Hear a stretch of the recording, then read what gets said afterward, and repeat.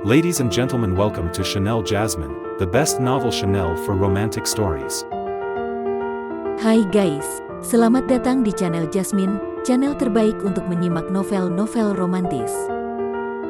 Mohon dukung channel ini dengan subscribe, like dan share video-video yang ada di channel ini. Terima kasih. Perintah Kaisar Naga bab 4505, 4506, 4507. Setelah mendengar ini, Xiao Feng dan Xiao Jian buru-buru memberi hormat pada lelaki tua berjubah putih itu. Ternyata Perdana Menteri ke-11 ini jauh lebih tua dari ayah mereka. Sungguh orang-orang ini semua adalah veteran dan pahlawan dinasti Xiao. Kalian berdua pangeran tidak perlu bersikap sungkan. Siapa anak yang memegang pisau itu? Kenapa dia ingin menjadi musuh dinasti Xiao? Perdana Menteri lama bertanya. Dia berasal dari aliansi penyegel iblis, dan sekarang aliansi penyegel iblis telah berhadapan dinasti Xiao kita untuk menyatakan perang. Jawab Xiao Feng, aliansi penyegel iblis. Perdana Menteri tua itu sedikit mengernyit, lalu menggelengkan kepalanya. Aku belum pernah mendengarnya. Perdana Menteri lama, aliansi penyegel iblis didirikan belum lama ini. Ini adalah organisasi gabungan. Wajar jika Perdana Menteri lama belum pernah mendengarnya. Yu Wenqiang menjelaskan. Ternyata begitu, organisasi yang baru didirikan seperti itu berani menyatakan perang terhadap dinasti Xiaoku. Sepertinya pamor dinasti Xiaoku telah hilang. Setelah Perdana Menteri lama selesai berbicara, dia berjalan menuju pageran ke-10 dan berkata perlahan, dinasti Xiaoku telah ada selama ribuan tahun. Bahkan selama perang antara dewa dan iblis, dinasti Xiao tidak hancur. Ia bertahan dengan kuat. Kamu adalah satu-satunya aliansi penyegel iblis macam apa yang masih ingin menjadi musuh dinasti Xiao. Jangan melebih-lebihkan kemampuanmu sendiri, jangan melebih-lebihkan kemampuanmu. Setelah Perdana Menteri lama mengatakan dua hal tentang melebih-lebihkan kemampuannya sendiri, dia tiba-tiba teringat untuk mengambil langkah. Di belakang Perdana Menteri lama, sebuah patung setinggi 100 kaki muncul. Dengan kemunculan patung itu, gelombang aura yang menakjubkan melonjak ke seluruh kota kekaisaran. Langit dan bumi dihormati, dan dia adalah subjeknya.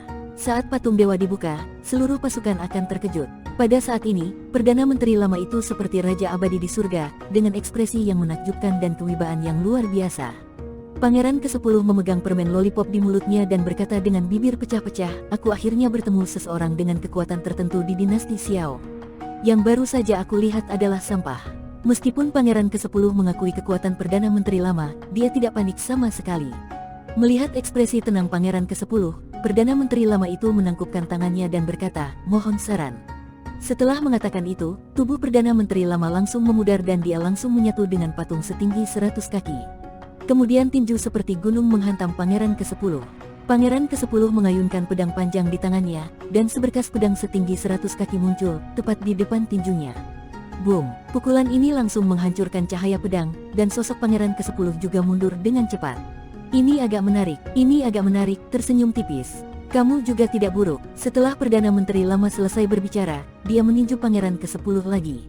Tapi kali ini, Pangeran ke-10 justru mengambil inisiatif untuk menghindar dan tidak menyerang. Duar, pukulan ini menghantam tanah dengan keras, dan lubang sedalam 100 meter muncul dalam sekejap.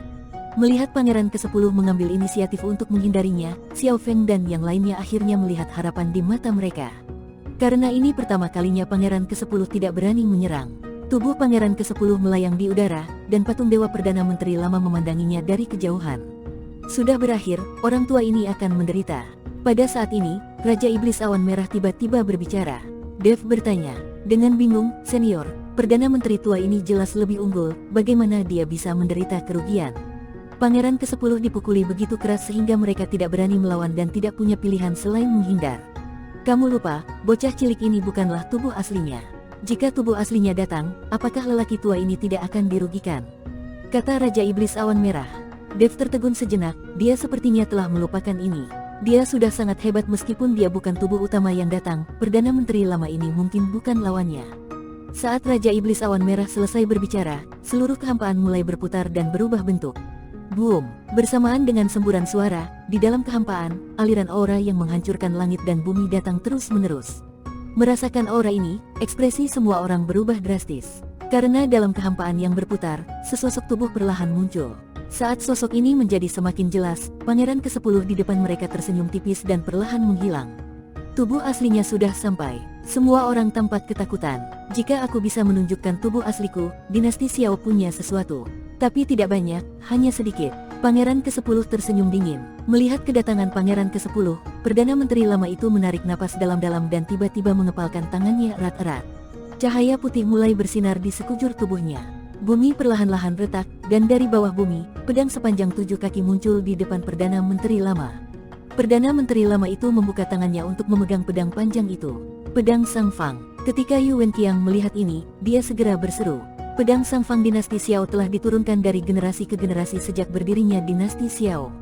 Itu selalu dipegang di tangan Perdana Menteri, digunakan untuk membunuh raja yang lemah dan menteri pengkhianat, sehingga dinasti Xiao akan bertahan selamanya. Karena raja dari semua dinasti semuanya bijaksana, pedang Sang Fang tidak pernah disentuh. Yu Wenqiang tahu tentang keberadaan pedang Sang Fang, tapi ini pertama kalinya dia melihatnya. Tanpa diduga, pedang Sang Fang ini kini menjadi senjata ajaib yang menyelamatkan dinasti Xiao. Perdana Menteri lama itu mengambil pedang Sang Fang, maju selangkah, lalu mengayunkan pedangnya. Dengan pedang ini, cahaya pedang sangat luar biasa. Pedang Sang Fang memang kuat. Cahaya pedang yang perkasa, seperti kuda liar yang berlari kencang, melonjak menuju Pangeran ke-10. Warna langit dan bumi berubah, matahari dan bulan kehilangan cahayanya. Pangeran ke-10 menyipitkan matanya sedikit, mengambil satu langkah ke depan, dan tiba-tiba mengayunkan pedang panjang di tangannya. Pada saat ini, ekspresi jijik di wajah menghilang. Duar, cahaya pedang setinggi 10.000 kaki itu langsung hancur, berubah menjadi aliran cahaya yang tak terhitung jumlahnya dan menghilang tanpa jejak. Tubuh Perdana Menteri lama mundur terus-menerus, mundur 100 meter di setiap langkah. Dan sebelum Perdana Menteri lama bisa menstabilkan tubuhnya, pedang panjang di tangan Pangeran ke-10 telah ditebas lagi. Boom! Pedang Sang Fang di tangan Perdana Menteri lama itu terayun sekuat tenaga, dan cahaya yang menyilaukan melintas. Saat pedang dan energi pedang bertabrakan, seluruh kota kekaisaran berubah menjadi puing-puing. Tubuh Pangeran ke-10 langsung terdorong mundur sejauh puluhan mil, dan pedang panjang di tangannya berubah menjadi pecahan yang tak terhitung jumlahnya saat dia mundur. Pisaunya patah. Semua orang terkejut. Dari sudut pandang ini, bahkan jika wujud asli Pangeran ke-10 tiba, dia tidak akan bisa menandingi Perdana Menteri lama. Namun saat ini, kilatan keputusasaan muncul di mata Perdana Menteri lama. Dan patung itu tiba-tiba hancur, dan tubuh Perdana Menteri lama itu jatuh ke tanah, ekspresinya sangat jelek. Melihat pedang Sang Fang di tangannya, retakan muncul satu demi satu. Segera, pedang Sang Fang patah setiap inci. Ekspresi keterkejutan di wajah semua orang membeku. Perdana Menteri lama dikalahkan. Baru pada saat itulah semua orang melihatnya. Tapi tidak ada kerusakan apapun dengan Pangeran ke-10, dan tubuhnya muncul di depan semua orang lagi. Semua orang menghadap Pangeran ke-10 dan saling memandang dengan kaget. Orang tua itu bahkan menggunakan pedang Sang Fang, tapi dia tetap tidak bisa melukai anak di depannya. Bagaimana mereka bisa melawan pertempuran ini? Perdana Menteri lama, kamu. Yu Wenqiang memandang Perdana Menteri lama dan ingin bertanya dengan lantang apakah dia masih bisa melakukannya, tetapi melihat Perdana Menteri lama seperti itu, Yu Wenqiang masih tidak bisa mengatakannya. Yu Wenqiang memandang Tuan Wuliang lagi, dan Tuan Wuliang merasakan tatapan Yu Wenqiang dan dengan cepat menggelengkan kepalanya. Tuan Wuliang, kamu. Saat Xiao Jian berbicara, Tuan Wuliang buru-buru berkata, Pangeran kedua, aku benar-benar sekarat. Bukannya aku takut mati, hanya saja jika aku mati, tidak ada yang bisa memimpin Pangeran kedua untuk memahami ajaran Buddha dan mendapatkan kembali kenangan kehidupan masa lalunya. Semua orang berhenti berbicara. Pada saat ini, semua orang merasa seperti gunung besar sedang ditekan ke atas mereka. Lusinan master dari dinasti Xiao semuanya diam. Ini adalah kartu truf dinasti Xiao, tetapi ketika kartu trufnya terungkap, itu tidak membantu. Saat ini, semua orang mengalihkan perhatian mereka ke Xiao Feng. Xiao Feng adalah putra mahkota. Sekarang setelah Xiao Yuanshan tiada, Xiao Feng memiliki keputusan akhir di seluruh dinasti Xiao. Xiao Feng hanya merasa dirinya berada di bawah tekanan besar, tapi dia tidak punya solusi. Pangeran ke-10 memandang kerumunan yang diam itu dengan cibiran di bibirnya. Apakah ada orang di dinasti Xiao yang bisa bertarung? Jika ada, segeralah keluar, siapa yang bisa bertarung? Apakah kalian meremehkanku dengan membiarkan beberapa kucing dan anjing berurusan denganku? Di mana Kaisar Xiaomu? Seseorang akan keluar untuk mengurus semuanya. Kata-kata Pangeran ke-10 seperti jarum beracun, menyengat setiap subjek di dinasti Xiao. Dinasti Xiao, yang telah ada selama ribuan tahun dan berpenduduk jutaan orang, kini diinjak-injak oleh seorang anak kecil, dan tidak ada yang berani mengucapkan sepatah kata pun. Para dewa, yang sangat sombong dan menganggap segala sesuatu di dunia sebagai semut, datang ke dunia kecil surga dan manusia untuk pamer. Apakah ini berarti para dewa sedang mengalami kemunduran dan hanya dapat menemukan beberapa dunia tingkat rendah untuk menunjukkan kematiannya? Sebuah suara perlahan terdengar dari reruntuhan di sekitarnya, diikuti oleh ledakan puing-puing, dan seorang pria compang camping yang tampak seperti pengemis berdiri. Orang ini mengenakan pakaian yang ditambal, rambutnya berantakan dan kering, dan banyak debu menutupi sebagian besar wajahnya. Sambil memegang tongkat kayu yang agak melengkung di tangannya, dia menopang tubuhnya dan berjalan keluar dari reruntuhan. Semua orang mengalihkan perhatian mereka ke pengemis yang tiba-tiba muncul ini. Tidak ada yang mengenalnya, tetapi Dave menatap pengemis itu. Dari kata-kata pengemis itu, dia mengetahui keberadaan para dewa, dan sepertinya dia bukanlah seorang kultivator dari dunia surga dan manusia. Mungkin dia juga para kultivator dari alam surgawi yang tertinggal di dunia surga dan manusia selama perang antara dewa dan iblis dan terjebak oleh formasi besar langit dan bumi. Dewa tua, pada saat ini, Perdana Menteri Lama tiba-tiba terlihat kaget dan buru-buru berteriak. Mendengar kata-kata Dewa Tua, semua orang di dinasti Xiao tercengang, lalu mereka semua berlutut dan menyembah di depan pengemis itu. Dave sedikit terkejut dan bertanya dengan cepat, "Pangeran Xiao, apa yang sedang kamu lakukan?" Tuan Chen tidak tahu apa-apa. Dewa Tua adalah penyelamat dinasti Xiao kita.